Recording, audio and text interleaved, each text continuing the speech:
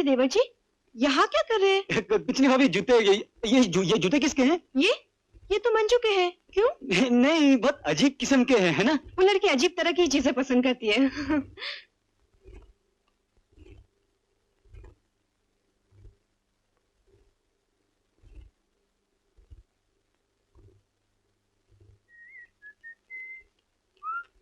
Good morning माँ। Good morning, बैठो। Good morning mummy. Good morning. अरे तू यहाँ कहाँ से आ रहा है? मॉर्निंग वॉक के लिए गया था मम्मी, सेहत के लिए अच्छा होता है ना। अरे तू तो वैसे ही पहलवान है, तुझे मॉर्निंग वॉक की क्या जरूरत है? आ बैठ। गुड मॉर्निंग दादी माँ। Good morning everybody. Good morning. Oh sorry sir. नमस्ते माँ जी। नमस्ते। नमस्ते माँ। नमस्ते। गुड मॉर्निंग भाभी। नमस्ते माँ। नमस्ते बेटी। Good morning. Good morning aunty जी। Good morning. बैठो बैठो। गोपीनाथ, बड़े बाबू को बगीचे से बुला लो। अरे माँ, ये क्या है?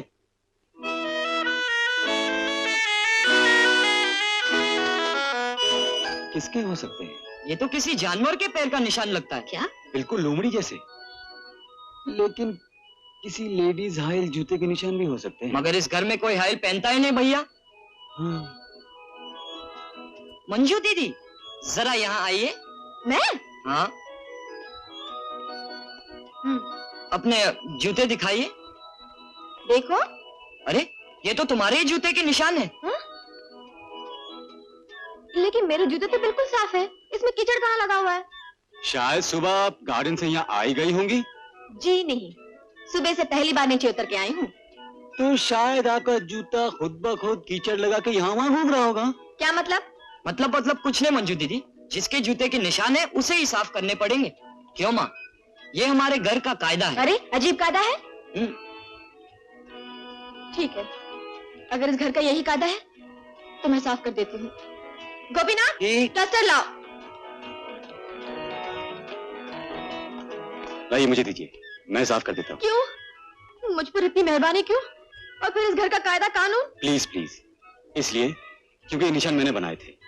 क्या? जी हाँ, आपको फंसाने के लिए। लाओ देवर जी, मैं साफ किए देती। नहीं बहू, ये इंदर को ही साफ करने दो। मुझे इस तरह के मजाक बिल्कुल पसंद नहीं। लाइए भाभी।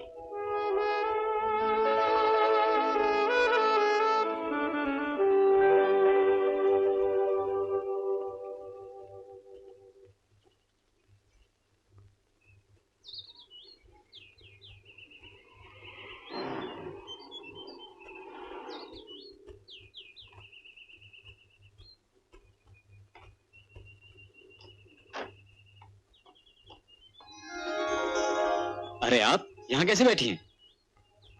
कैसे मतलब? जैसे बैठा जाता है वैसे ही बैठी हूँ। ओफो, लगता है बहुत ऑफ मूड में हैं आप। इस घर में ऑन मूड भी कोई रह सकता है? ऐसे मुंह लटका करके मैं नहीं रह सकती। मैं तो 1-2 दिन में चली जाऊंगी। नहीं, ऐसा मत कीजिएगा प्लीज, नहीं तो मुझे। नहीं तो क्या?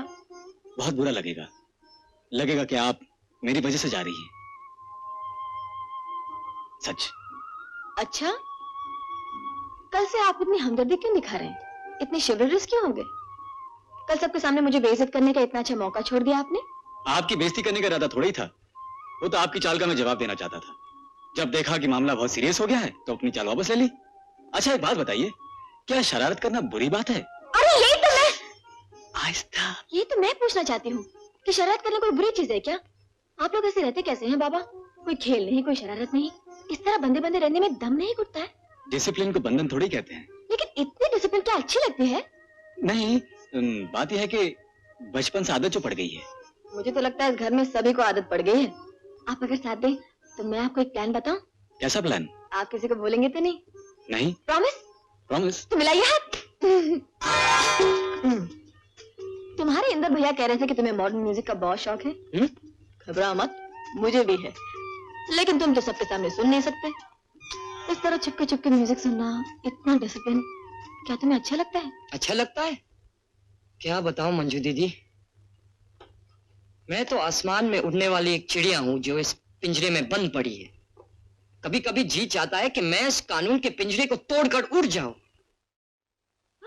जगन जी, अगर आप मेरा साथ देना तो मैं इस घर में निर्मल आनंद की गंगा बहा दूं। मैं बिल्कुल तैयार हूँ, कहिए क्या करना है।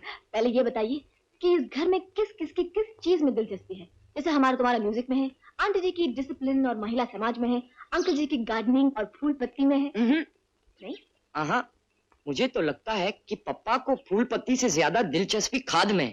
खाद में? क्या मतलब? जो भी मिलता है उसे पकड़ के लेक्चर देने लगते हैं। ये खाद डालने से ये फूल वैसा हो जाता है, वो फल वैसा हो जाता है। भाई, I must say, brilliant observation. और बड़े भैया? बड़े भैया? नहीं मंजू दीदी, अगर उन्हें पता चल गया तो हर महीना जो 10-20 रुपए मिलते हैं उनसे, वो भी बंद हो जाएंगे। देखो जगन, दोस्ती की कसम, आज तुम जो कुछ भी कहोगे वो हमारे तुम्हारे बीच ही रहेगा। अब बोल। बड़े भैया को सबसे ज्यादा दिलचस्पी है ताश खेलने में। ताश? इस घर में ताश? घर में थोड़ी ही खेलते हैं।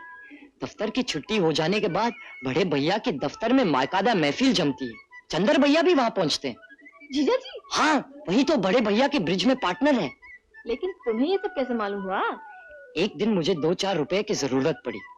आपको तो मालूम है, माँ से 2-4 रुपए क्या 2-4 पैसे मिलने की उम्मीद नहीं, तो मैंने सोचा बड़े भैया से मांग लो। भैया हैं? जी हाँ हैं।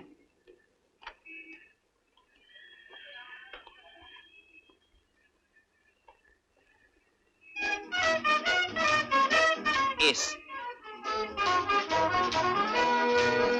भैया?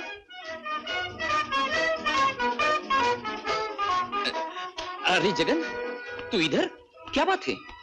तू यहाँ कैसे आया? भैया मुझे 2 रुपए चाहिए। ओ, ये बात है। ये ले 10 रुपए ले। नहीं भैया, मुझे 2 ही रुपए चाहिए। तो क्या हुआ, 10 ही रख लेना। और मेरी तरफ से 5 रख ले। मगर देख जगन, इसके बारे में माँ से कुछ ना कहना है। अब आप ही बताइए मंजू दीदी, जो मुर्गी सोने का अंडा देती हो उसे कोई कभी काटता है? जब भी पैसे की जरूरत पड़ती है मैं वहीं चला जाता हूँ। 1 रुपया मांगता हूँ, 10 मिलते हैं। अब भला मैं माँ को क्यों बताऊं? नहीं नहीं जगन, तुम्हें ऐसा नहीं करना चाहिए। 1 रुपए की जरूरत हो तो 1 ही मांगना चाहिए, 10 नहीं। नहीं तो इसे ब्लैकमेल कहा जाता है। हाँ मंजू दीदी, मुझे भी कई बार ऐसे ही ख्याल आया। अच्छा, अभी ये बताओ, बड़ी भाभी को किस चीज में दिलचस्पी है? बड़ी भाभी को? वो दिलचस्पी तो हर औरत में होती है, जरूर आप में भी होगी। वो क्या? वो क्या? घंटों आईने के सामने खड़े होकर खुद अपनी फिगर देखना, बार बार आंचल संवारना।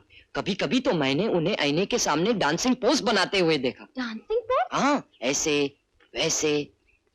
बात यह है मंजू दीदी कि इस घर में अपने मन का काम चोरी छिपे ही करना पड़ता है। सब कुछ कायदे में बंधा है ना।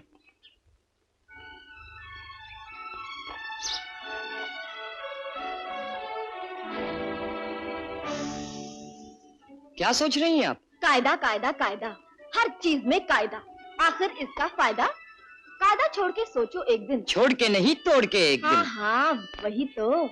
कायदा तोड़ के सोचो एक दिन, चांद निकलता नीचे से और मैदान पे रखा होता।